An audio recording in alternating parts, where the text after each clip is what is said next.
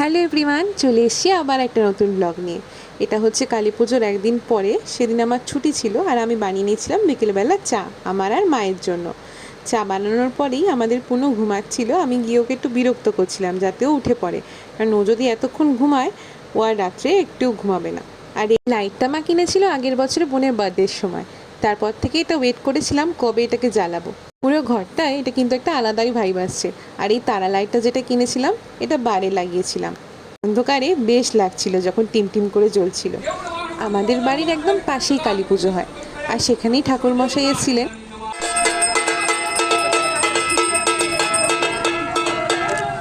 যখন পুজো হচ্ছিল তখন একটু বাইরে গিয়ে বসেছিলাম, আর এরপরেই পেয়ে গেলাম আমার ফেভারিট জিনিস, দধিকর্মা।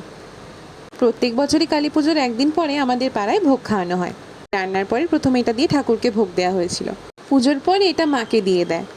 আর মা এটাকে রাখতে যখন বাড়ি এসছে তখন পুনু খুব রাগ করে বসেছিল, কারণ ওকে আমরা বাইরে বেরোতে দিইনি। আর তাই জন্যই মা ওকে একটু আদর করে নিচ্ছিল যাতে ওর রাগটা একটু কমে। পুনু বেচারা বাড়িতে মন খারাপ করে পড়েছিল বলে আমিও আর খেতে যাইনি, তাই মা আমার খাবারটা বাড়িতেই দিয়ে গেছিলো। খাবারে ছিল গরম গরম বেগুনি, আলুর দম, বাসন্তী পোলাও, চাটনি আর রসগোল্লা। আজ এটুকুই, নতুন ব্লগে আবার দেখা হচ্ছে।